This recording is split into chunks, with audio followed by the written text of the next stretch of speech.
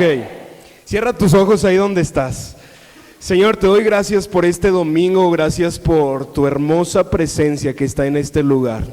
Espíritu Santo, yo te pido que puedas hablar a nuestro corazón, que puedas tocar nuestra vida, Señor, infundir tu palabra dentro de nosotros para nuestro diario vivir. Te lo pido, Dios, en Cristo Jesús. Amén y amén. Amén.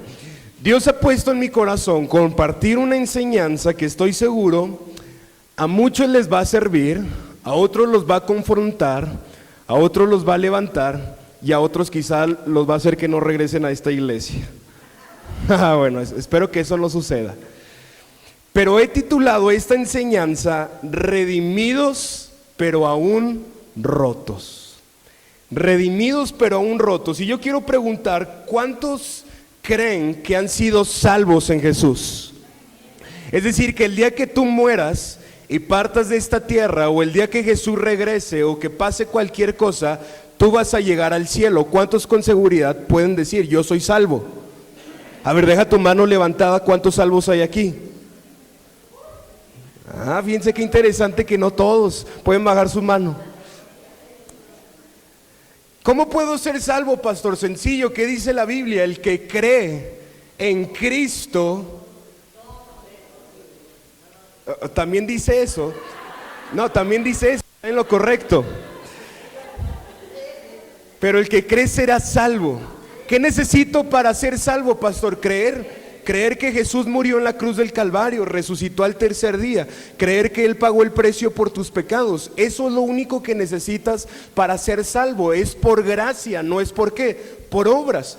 Tú no tienes ningún mérito en tu salvación. Es que yo me congrego cada domingo, es que yo oro la semana, es que yo me conecto a los devocionales, pastor, en la mañana y en la noche, doble, diario. No nos llevamos ningún mérito de la salvación. Ese es un precio que Jesús pagó. ¿Cuántos lo creen? Entonces, hemos sido redimidos por Cristo Jesús, pero la realidad es que muchos de nosotros seguimos siendo personas rotas. Y quiero comenzar leyendo lo que dice la palabra en la segunda carta a los Corintios, capítulo 4, del verso 7 al verso 9, en la traducción lenguaje actual. Y esta es una enseñanza que deberías anotar, que algunas diapositivas que van a salir aquí, por favor, tómales foto, llévatelas, estúdialas. Esta semana había una prédica y el pastor Rodrigo Palmer decía, mira, para que una prédica se te quede bien grabada, tienes que escucharla de 7 a 15 veces. No, de verdad, no es juego. Y dice, es bien importante tomar notas porque está comprobado que las personas que anotan la enseñanza tienen la capacidad de retener más el mensaje que las personas que solo lo están escuchando. Te lo dejo como un tip, ya sabrá cada quien. Segunda de Corintios dice, cuando Dios nos dio la buena noticia, puso, por así decirlo, un tesoro. ¿Qué puso? Un tesoro en una frágil vasija de barro. Así, cuando anunciamos la buena noticia, la gente sabe que el poder de ese mensaje viene de Dios y no de nosotros, que somos tan frágiles como el barro. Por eso, aunque pasamos por muchas dificultades, no nos desanimamos. Tenemos preocupaciones, pero no perdemos la calma. La gente nos persigue, pero Dios no nos abandona. Nos hacen caer, pero ¿cómo termina diciendo? Pero no nos destruyen. Yo quiero que levantes tus manos al cielo, porque hay una palabra de parte de Dios para tu vida, y es esta: has caído, pero no has sido destruido. No, ¿cuántos lo creen? Has caído, pero no has sido destruido. La tormenta ha sido difícil, pero no estás destruido. No estás destruido. Dios aún tiene planes contigo, atribulados, pero no derribados.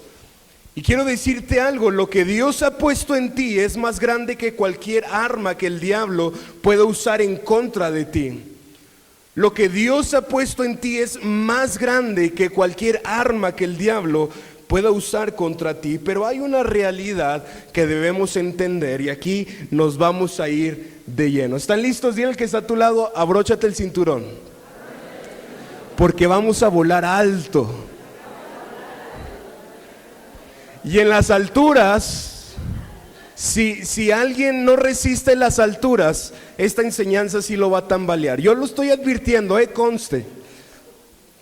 Aunque hemos sido redimidos por la sangre de Cristo, seguimos habitando en un cuerpo frágil, con emociones, con debilidades, con tentaciones, pero también con dolores. Mira, te voy a decir algo, ser salvo no es ser perfecto, es ser transformado por la gracia mientras seguimos luchando con este cuerpo. Ser salvo no es ser perfecto, es ser transformado por la gracia de Dios. Y te voy a decir algo que te va a reventar. La cruz nos salva, pero la carne nos recuerda que aún estamos en proceso. La cruz nos salva, pero la carne nos recuerda que aún estamos en proceso. No hay ninguna duda de que tú has sido salvo. ¿Cuántos salvos hay aquí? Si tú no consigues la salvación por méritos propios, no la puedes perder por méritos tuyos tampoco. Es algo que Dios da y que Él no quita. Él te lo está dando porque Él pagó un precio por ti. Entonces no te sientas condenado. Ay, falleció y viene Cristo, me quedo. No, pero yo sí te estoy hablando de algo. El desafío en esta vida no es ser salvo, sino ser transformado. El desafío en esta vida no es ser salvo, sino ser transformado, porque la salvación depende de Dios, pero la transformación es la gracia de Dios actuando en nosotros cada día. La salvación depende de Dios, pero la transformación es la gracia de Dios actuando en nosotros cada día. Somos salvos una vez. El día que tú recibes a Cristo en tu corazón, Dios te da la salvación, el precio que su Hijo pagó en la cruz del Calvario. Pero este cuerpo nos recuerda que hemos sido salvados, pero seguimos siendo esclavos por un cuerpo corrupto.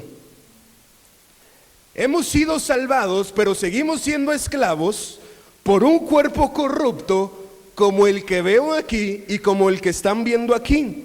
Un cuerpo que ama el pecado, que ama el mundo, ama la carne, ama la ira, ama el dinero, ama el placer, ama la idolatría, ama el adulterio, ama la pornografía, pero es la gracia activa de Dios dentro de mí lo que me hace ser victorioso por sobre todo eso.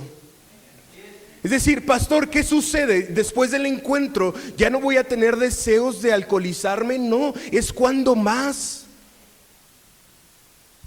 Pastor, ¿y qué sucede? Si yo me congrego cada semana, ¿voy a ir perdiendo el deseo? Si antes era un adicto a la pornografía por la pornografía. No, toda la vida vamos a ser tentados porque vivimos en un cuerpo corrupto. ¿Cuántos dicen amén? Somos esclavos de un cuerpo corrupto, pero no es un domingo de malas noticias, pero es la gracia activa de Dios lo que me hace ser victorioso por sobre todos los deseos de la carne, los deseos de los ojos y la vanagloria de la vida.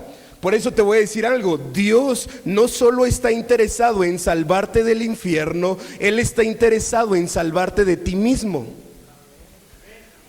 Dios no solo está interesado en salvarte del infierno, Dios está interesado en salvarte de ti mismo. Dile al que está a tu lado, esta sí es para ti. Esta sí la dijo personal. No se crean. Dios no solo está interesado en salvarte del infierno. ¿Por qué? Porque ya lo hizo. Porque Él ya te salvó, Él ya entregó un precio, ya hubo un precio de sangre que fue Jesucristo en la cruz del Calvario. Pero Dios ahora está interesado en salvarte de tus decisiones, de tus acciones, de tus pensamientos, de tus reacciones, de tu cultura, de tu mentalidad, de ti mismo. Filipenses capítulo 2, verso 13 dice, porque Dios es el que en vosotros produce así el querer como el hacer, por su buena voluntad. El error de mucha gente no está en su doctrina, sino en su manera de vivir. ¿Cómo es esto? Saben que aconsejar a los demás, pero no viven lo que aconsejan. tienen buenas ideas sobre la vida, tienen conciencia de lo bueno y de lo malo, saben que los daña, que los afecta, que los puede destruir, pero aún así insisten en lo mismo. Entonces aquí me surge una pregunta: ¿será que no podemos dejar el pecado o no queremos dejar el pecado?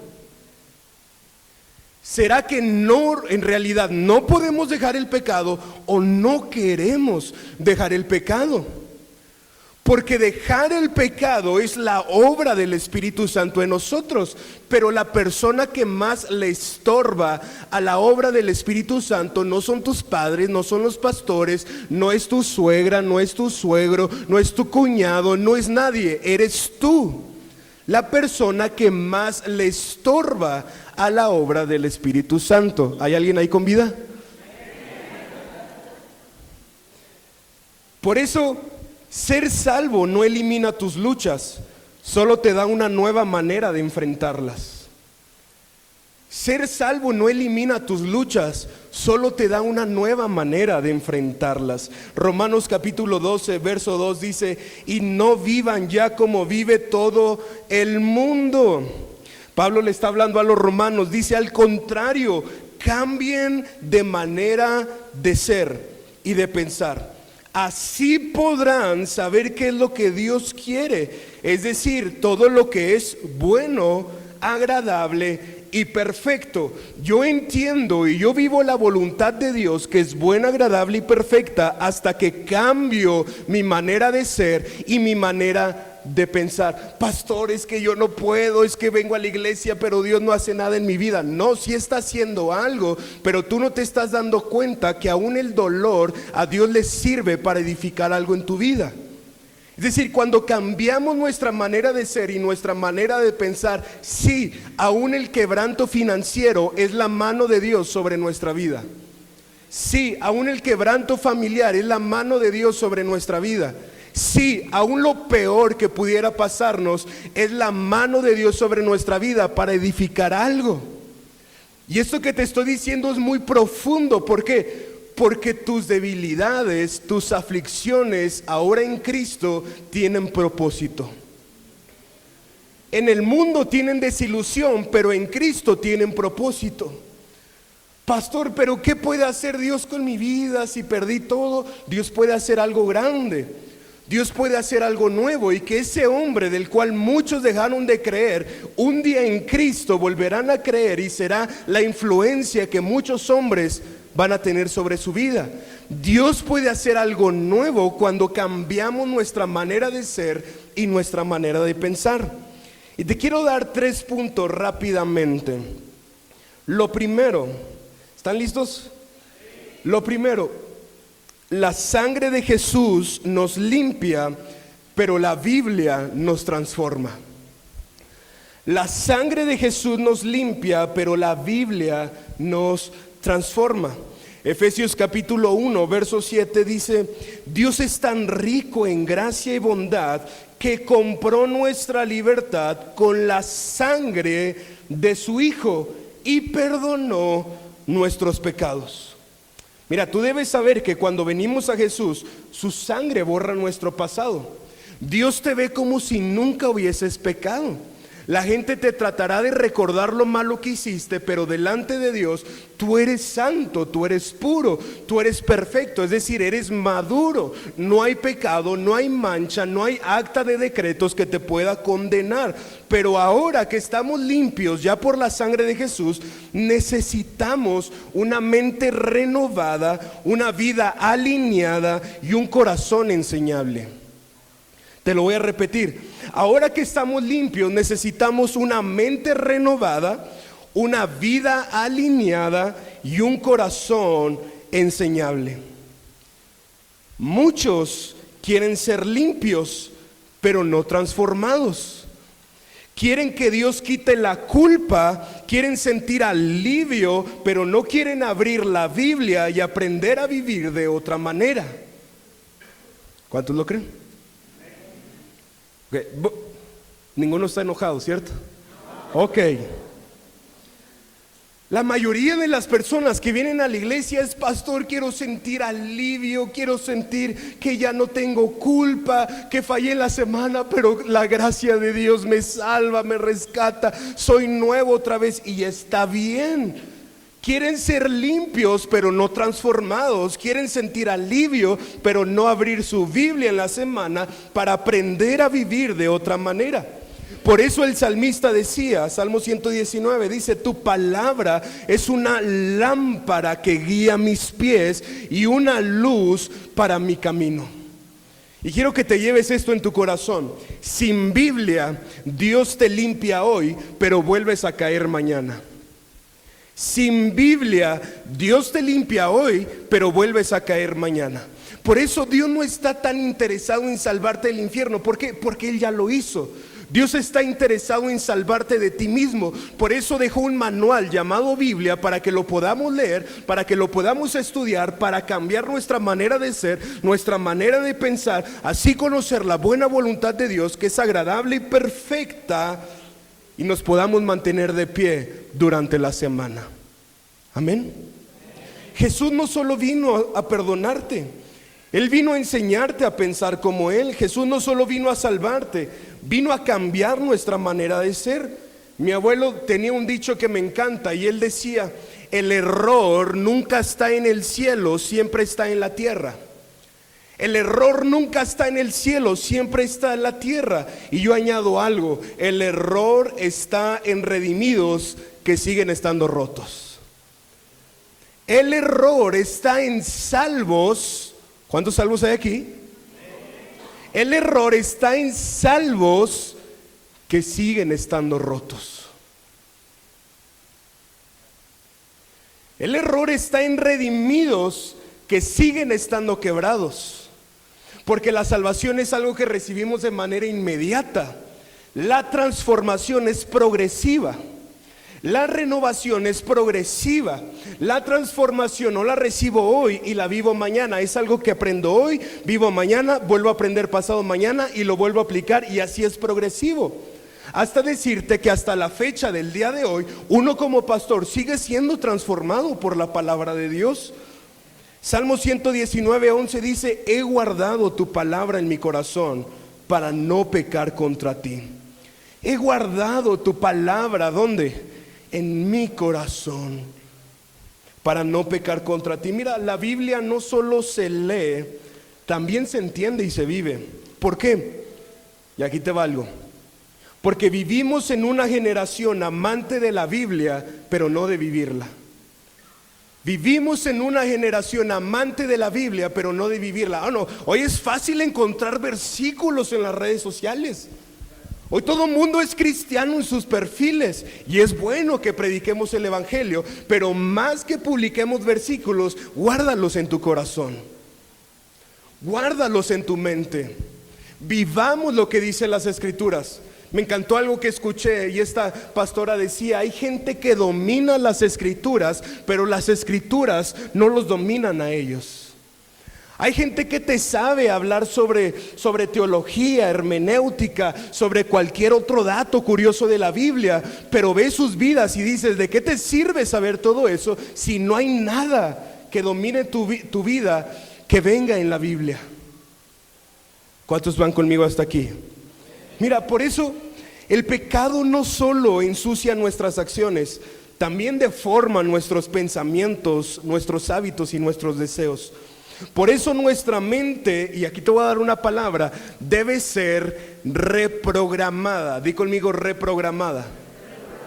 Nuestra mente debe ser reprogramada por la palabra de Dios. ¿Por qué? Sencillo, porque nuestra vida ha sido limpiada por la sangre de Jesús, pero la mente sigue influenciada por años de pecado, de cultura, de dolor, de traumas y de mentira. ¿Sabes por qué mucha gente desiste en este camino? Es decir, renuncia, lo tira, porque al llegar del encuentro piensan que las cosas van a cambiar por arte de magia. No es así, van a empeorar. Va a salir peor la cosa, pero ¿qué sucede? Ahí es donde no entra la salvación, entra mi transformación. entra mi renovación, entra mi manera de pensar diferente, mi manera de ser diferente. ¿Por qué? Porque tengo que cambiar la influencia que recibí por años del pecado, de la cultura, del dolor, de los traumas. Hay mucha gente que regresa a su antigua manera de vivir no porque no haya sido salva, porque ¿cuántos salvos hay aquí? Ok, yo quiero que te lleves la seguridad de que eres salvo. Eso, por ahí empieza. No porque no sean salvos, sino porque no han sido transformados. Ahora, ¿cómo nos reprogramamos? Con la palabra de Dios. La Biblia no solo te informa, te reforma. La Biblia no solo te informa, te reforma. La transformación por la palabra es progresiva, no sucede de un día para otro, es un proceso diario. Dile al que está a tu lado, es un proceso diario. Por eso cuando la gente te vea que reaccionas mal y se te sale algo, dile: no te preocupes, solo estoy en proceso.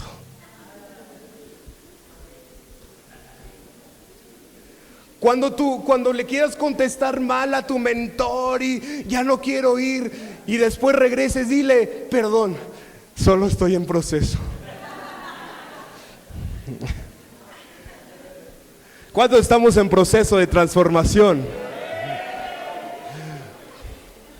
Mira, yo veo a la gente y cuando pasa algo difícil, digo: solo somos seres humanos tratando de ser transformados por la palabra de Dios. Es lo único que somos, seres humanos imperfectos que van camino a la perfección, que está en Jesús, para ser transformados.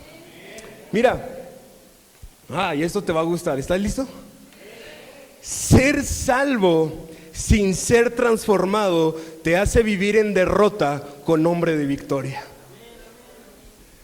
Ser salvo sin ser transformado te hace vivir en derrota con nombre de victoria.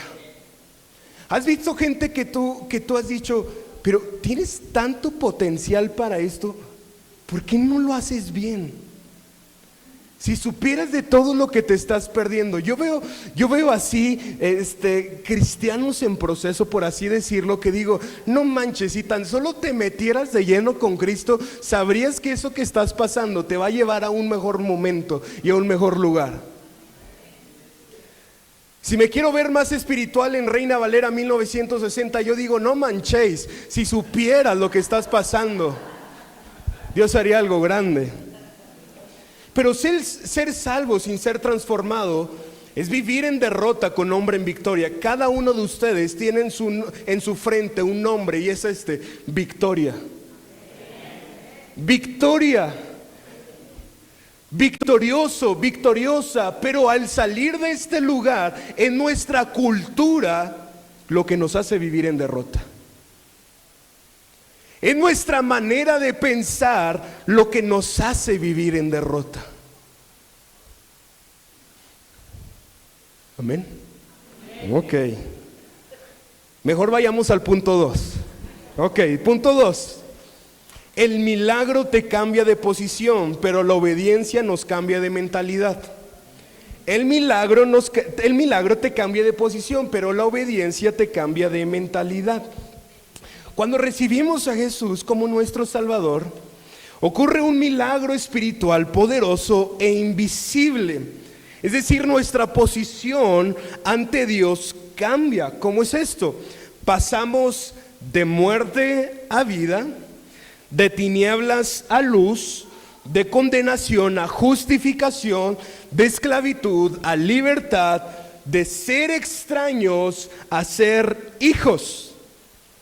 Estos cambios son inmediatos, no es por obras, es por gracia. O sea, que es un milagro. Es un milagro que pasemos de muerte a vida, que pasemos de tinieblas a luz. Pero eso, querida iglesia, es solo el inicio. Dios no solo quiere cambiar tu posición espiritual, quiere cambiar tu mentalidad natural. Muchos creyentes ya son hijos de Dios, pero todavía piensan, reaccionan y deciden como esclavos del pasado. Ya no están atados al pecado, pero siguen obedeciendo hábitos, emociones o creencias que arrastran de su vida anterior. Por eso Jesús dijo en Mateo capítulo 15, verso 8, este pueblo de labios me honra, pero, ¿qué dice ahí? Su corazón está lejos de mí. Este pueblo de labios me honra. Dicen que me aman, dicen que me buscan, dicen que soy todo para ellos, pero su corazón está lejos de mí. Y te voy a enseñar algo. La obediencia no te salva, pero sí te transforma, te alinea, te reeduca y te enseña a vivir como lo que ya eres el día de hoy.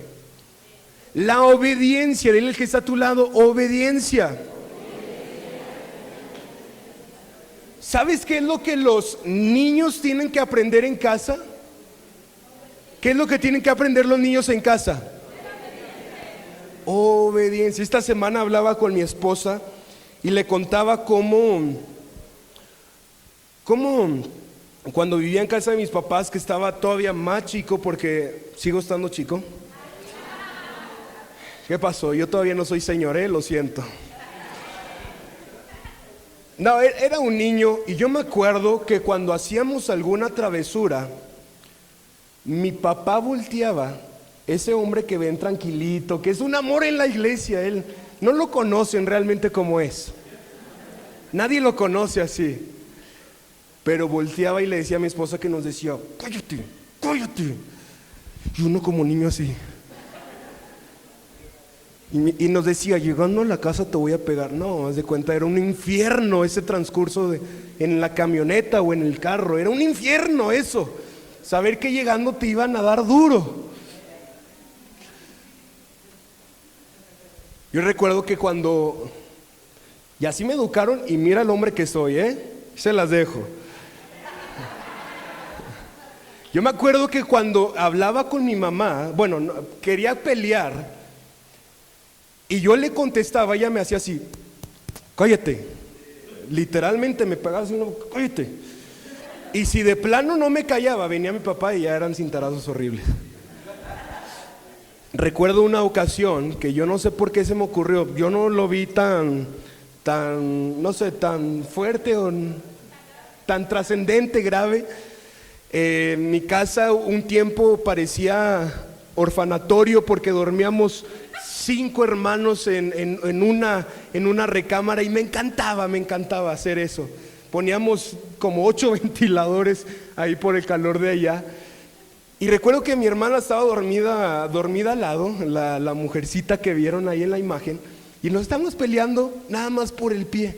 O sea que yo lo quería poner ahí, ella también, y me acuerdo que levanté el pie y le di una patada. Ay, como si no hubieran hecho nada mal ustedes, ¿verdad? Ay, no. Pero ya cuento esto porque luego me desenfoco. Y le di una patada y ella empezó a llorar y yo, no, ya pégame tú también. Y fue con mis papás, estoy hablando de la obediencia. Fue con mis papás y les contó. Yo dije, ¿qué va a pasar? Jamás me habían pegado tan fuerte como esa vez.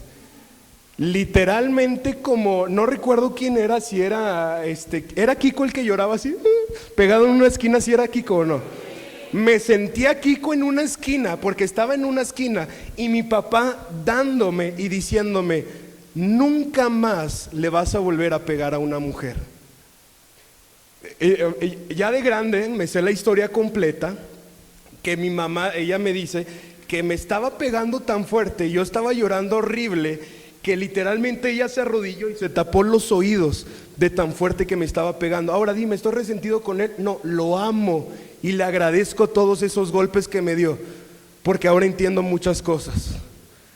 ¿Y sabes qué? ¿Por qué te cuento esto? Porque lo que los niños necesitan entender en casa es obediencia. Y te adelanto que mi madre, la pastora Mónica, va a abrir un taller sobre padres e hijos. No, tienes que meterte ahí, de verdad, urge varios. No, pero al punto que voy es este. Dios en la iglesia le enseña a sus hijos obediencia. Obediencia. ¿Sabes qué es lo bonito de Dios? Que Él no va a venir a cintarearte. Él no va a venir a pegarte. Pero Él solamente va a decir, ok, a ver, Giovanni, ¿quieres darle por ahí? Échale, camina, acá te espero. Y uno va ahí, ¿no? Y cae en lo mismo por la cultura, por el pecado, por la manera de pensar. Y ya regresamos a la iglesia y ahora sí, Dios, ahora sí me voy a entregar. Mira, la obediencia no te salva, pero te transforma, te alinea, te reeduca, te enseña a vivir como ya lo eres. Me encanta la historia del pueblo de Israel y quiero que leamos una porción. Números 14, 1 a 3 dice: entonces toda la congregación gritó y dio voces, y el pueblo lloró aquella noche, y se quejaron contra Moisés y contra Aarón, todos los hijos de Israel, y les dijo toda la multitud, toda la multitud: ojalá muriéramos en la tierra de Egipto o en este desierto, ojalá muriéramos. ¿Y por qué nos trae Jehová a esta tierra para caer a espada y que nuestras mujeres y nuestros niños sean por presa? ¿No nos sería mejor volvernos a Egipto? Y a mí me encanta decir algo.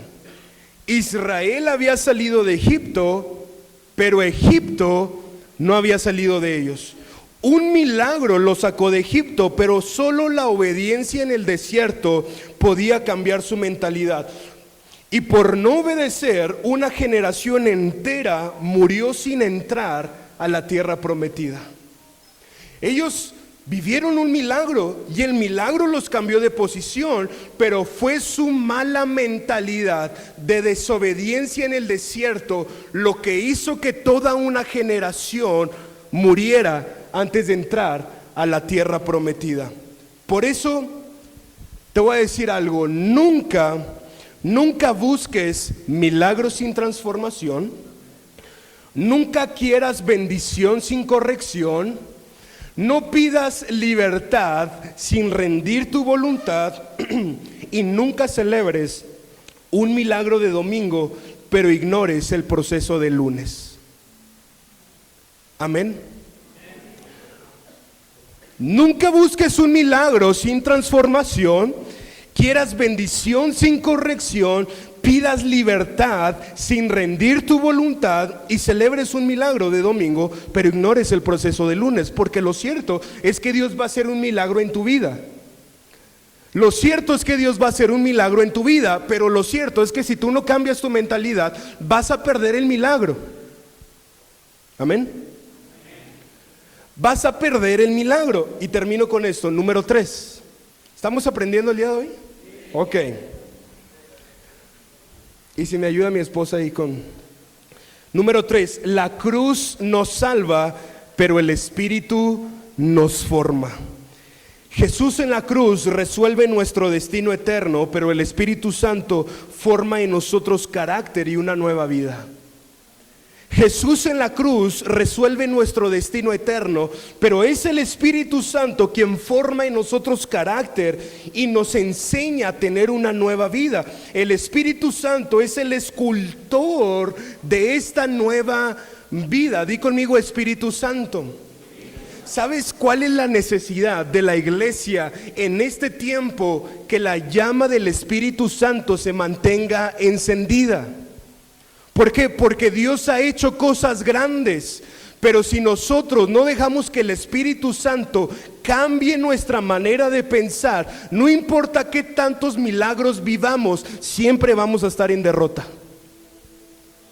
Siempre vamos a estar en derrota.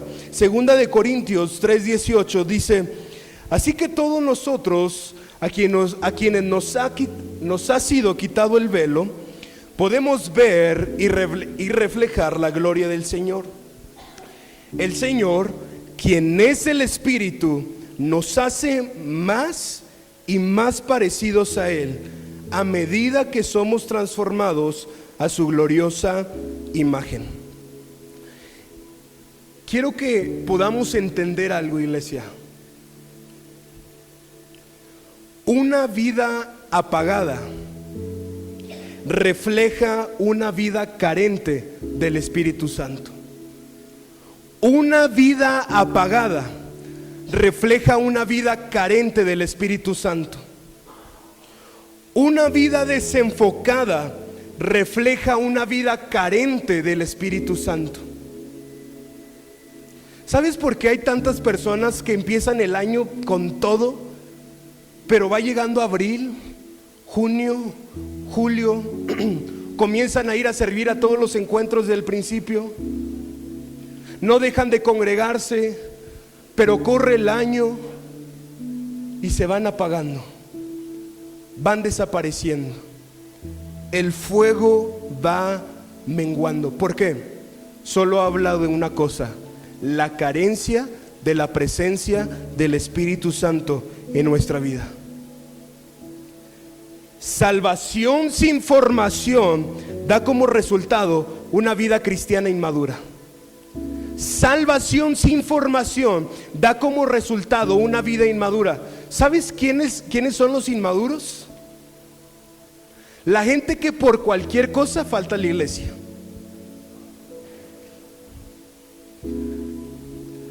La gente que la prédica, si le gustó o no le gustó, define lo que da en la ofrenda.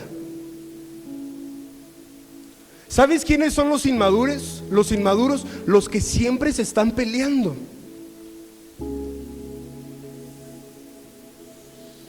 Varios están desinflando.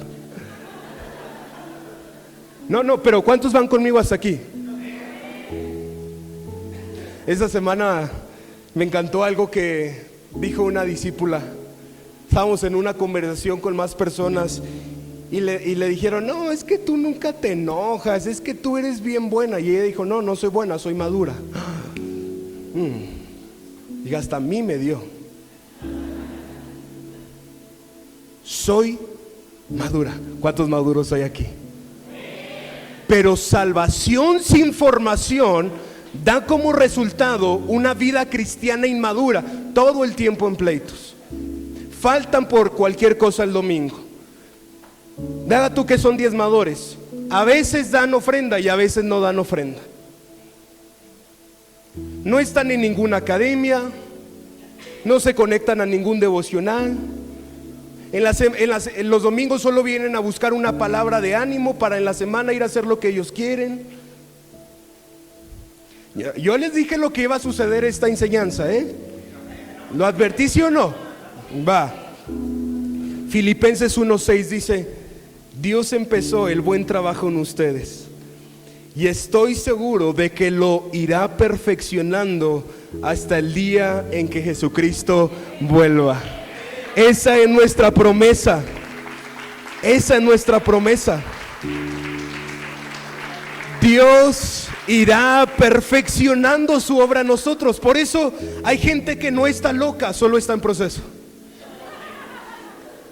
Hay gente que no está loca, solo está en proceso de transformación. A Jesús le tomó 3 años formar a 12 personas que salieron del vulgo. ¿Cómo es esto? De lo peor.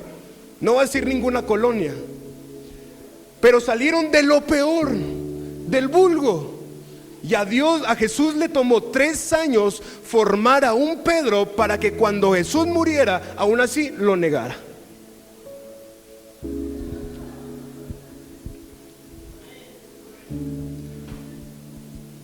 A Jesús le tomó 3 años. Hay gente que no está loca, solo está en proceso de transformación. Y la transformación no se mide por cuánto tiempo tengas en la iglesia. Pedro estuvo 3 años al lado del maestro, en carne y hueso, en vida propia. La transformación se mide por cuánto tú rindes tu voluntad a Dios. Jesús en la cruz cambia tu destino, pero el Espíritu Santo cambia tu diseño. El Espíritu Santo nos convence de pecado. ¿Por qué? Porque Él te ve donde nadie más te ve. El Espíritu Santo nos guía porque Él nos indica cuando algo estamos haciendo mal. El Espíritu Santo nos ayuda a vencer porque nos fortalece para vencer la tentación, pero el Espíritu Santo también nos hace parecidos a Jesús. Imagina un huérfano ser adoptado por un rey.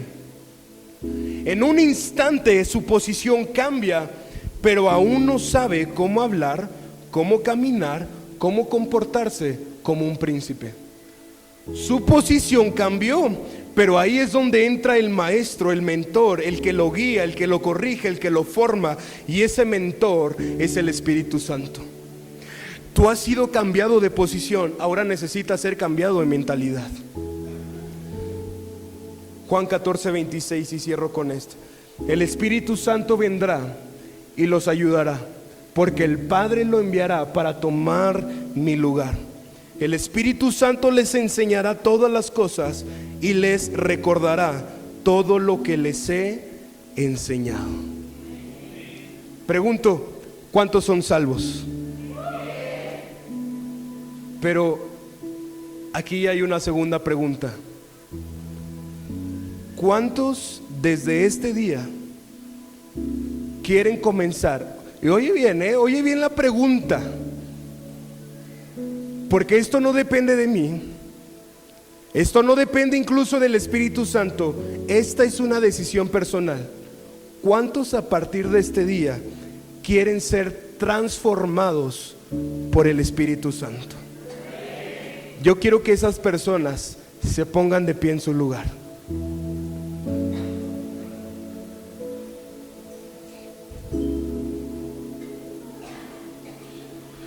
Oye, no necesito ser salvado, necesito ser transformado. No necesito conocer más Biblia, necesito que lo que ya conozco lo pueda vivir. No necesito escudriñar más, sino que lo que he escudriñado se vuelva una realidad en mi vida. Iglesia, necesitamos ser transformados por la gloriosa presencia del Espíritu Santo. ¿Por qué? Porque si no, cada domingo, eso sí, vas a recibir una palabra de aliento, vas a recibir una palabra de ánimo, pero el lunes, por tu cultura, tu pecado y tus decisiones, vas a perder el ánimo.